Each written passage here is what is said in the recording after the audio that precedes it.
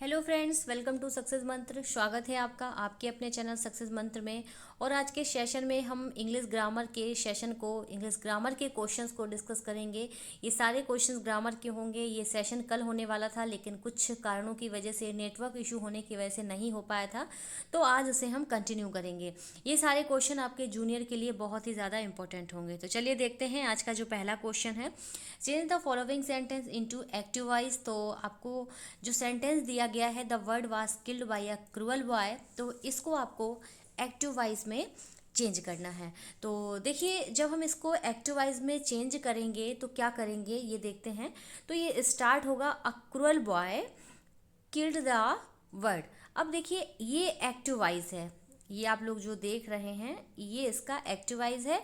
और ये जो है, ये जो है ये पैसिव वॉइस है। अब जब हम एक्टिव वॉइस को पैसिव वॉइस में चेंज करेंगे तो कैसे करेंगे ये भी देखते हैं। ये आएगा द वर्ड। अब चूंकि ये आप लोग देख रहे हैं ये पास्ट इंडेफिनिट टेंस है, तो the word was killed by a cruel boy, तो ऑप्शन डी यहाँ पे राइट आंसर होगा। नेक्स्ट क्वेश्चन देखें, question number second. Change the following sentence into passive voice. अब आपको पैसिव वॉइस में चेंज करना है, एक्चुअली ये एक्टिव वॉइस दिया हुआ है। तो क्वेश्चन नंबर सेकेंड है, सेकेंड के लिए जो राइट आंसर होगा वो होगा ऑप्शन ए। अब कैसे होगा ये भी देख लीजिए। He kept me waiting. अब आपको पैसिव वॉइस में करना है, तो जो मी है, मी का जो सब्जेक्ट रखेंगे वो आई रखेंगे, और कैप्ट चूंकि पास्ट इंडेफिनिट टेंस दिया हुआ है तो I was kept waiting by him, he का हिम हो जाएगा। तो सेकंड के लिए जो राइट आंसर होगा वो होगा ऑप्शन ए। नेक्स्ट क्वेश्चन देखेंगे, question number third. Which of the following sentence has a modal verb. तो आप लोग जानते हैं मॉडल वर्ब, आप लोगों ने पढ़ रखे होंगे। तो मॉडल वर्ब आपको बताना है कि कौन सा होगा, किस सेंटेंस में मॉडल वर्ब का यूज़ किया गया है। तो बिल्कुल आप लोगों को क्लियर दिख पा रहा होगा कि ऑप्शन बी यहाँ पे राइट आंसर होगा, क्योंकि मस्ट जो है वो एक मॉडल वर्ब है। अब मैं आपको बता दूँ मॉडल वर्ब कौन कौन सी होती हैं। जैसे कि आपका कैन हुआ, कुड हुआ, मस्ट हुआ, माइट हुआ, ये सारी चीज़ें जो, ये सारे जो वर्ड्स होते हैं ये सारे मॉडल वर्ब होते हैं। अगला क्वेश्चन है question number four. Fill in the blanks in the following sentence with the correct word from the alternative he solve all the questions with. अब आपको बताना है क्वेश्चन नंबर फोर के लिए कौन सा ऑप्शन सही होगा। तो जो प्रोपोजिशन होता है, प्रीपोजिशन विद के बाद ऑलवेज नाउन वर्ड्स आते हैं, ठीक है। तो यहाँ पर जो राइट आंसर होगा वो होगा option B. Okay, next question देखिए, क्वेश्चन नंबर फाइव है। Fill in the blanks with the correct form of pronoun in the following sentence. तो रामा एंड, अब बताना है आपको तो कौन सा ऑप्शन सही होगा। तो यहाँ पर जो राइट आंसर होगा वो होगा option C, Rama and I were present. Next question, question number six. Which part of speech in the word ingenious. तो बताना है आपको कि इसमें कौन सा पार्ट ऑफ स्पीच यूज़ किया गया है। तो क्वेश्चन नंबर सिक्स के लिए जो राइट आंसर होगा वो होगा ऑप्शन सी। जो इंजीनियस है इसमें ऑप्शन जो एडजेक्टिव को यूज़ किया गया है, क्योंकि इंजीनियस का मतलब क्या होता है, जैसे स्किल्ड होना और प्रवीण होना, दक्ष होना। तो जो एडजेक्टिव वर्ड है और एग्जेक्टिव जो होता है ये नाउन की विशेषता बताता है, ठीक है। अगला क्वेश्चन, क्वेश्चन नंबर सेवन है। The feminine gender of the word bachelor in feminine gender.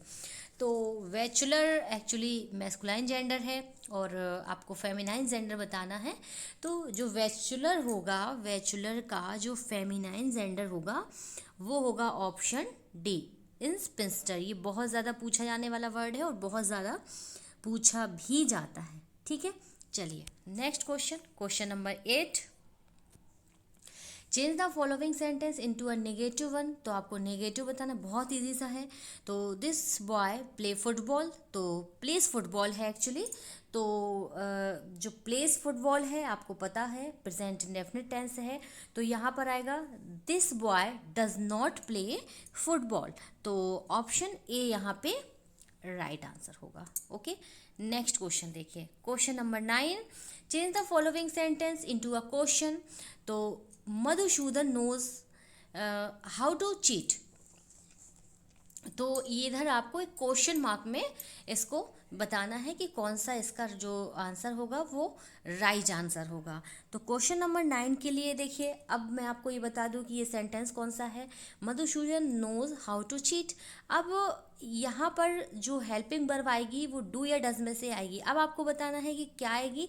Actually Madhusudan जो है वो फर्स्ट पर्सन है, तो यहाँ पर आएगी option C, does Madhusudan knows how to cheat. Does का यूज होगा, ठीक है, क्योंकि प्रेजेंट इंडेफिनिट टेंस है। Next question, question number 10, which suffix should be use to pluralize the following words. Taxi को प्लूरल बनाने के लिए क्या यूज होता है। तो टैक्सी को जब हम प्लूरल वर्ड में बनाते हैं तो हमेशा क्या आता है, जो ये है एस, टैक्सेस। ओके, तो ऑप्शन बी यहाँ पे जो होगा वो राइट आंसर होगा, ठीक है। कैसे बताएंगे ये भी मैं आपको बता दूं, TAXIS।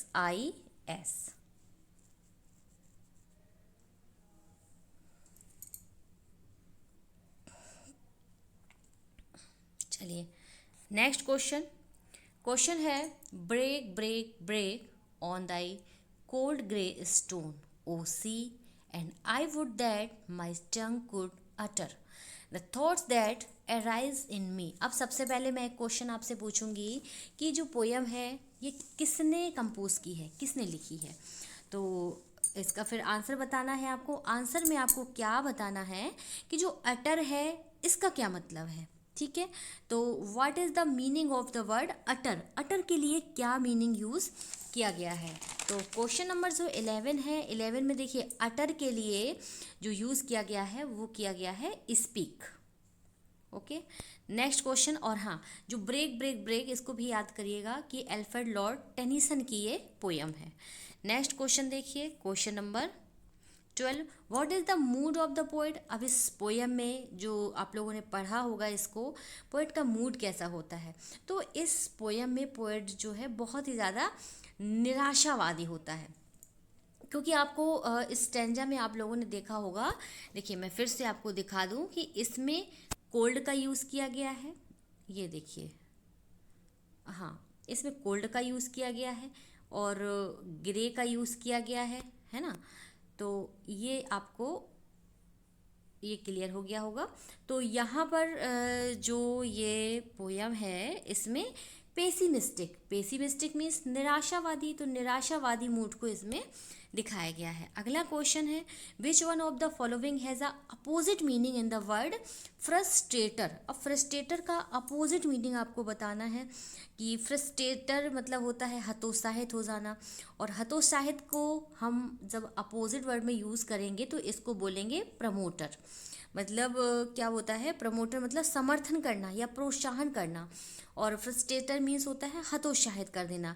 बाकी जो एग्जीक्यूटर है वो निष्पादक से संबंधित होता है। अपलोडर मतलब होता है सराहना करने वाला, प्रशंसा करने वाला, और अप्रूव्ड मतलब होता है अनुमोदित करना, ठीक है।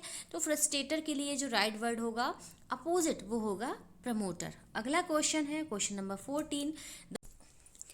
तो क्वेश्चन नंबर 14 है और 14 के लिए बताएंगे the word Reichstag in the, इसका मीन्स बताना है। एक्चुअली पैसेज का था वर्ड लेकिन मैंने पैसेज को हटा दिया था, तो ड्रेस्टिक का मीनिंग बताना है। तो देखिए जो ड्रेस्टिक होता है, ड्रेस्टिक का मतलब होता है एक शक्तिशाली, ठीक है। अब डिटरमाइंड का मतलब क्या होता है, दृढ़ निश्चयी होना।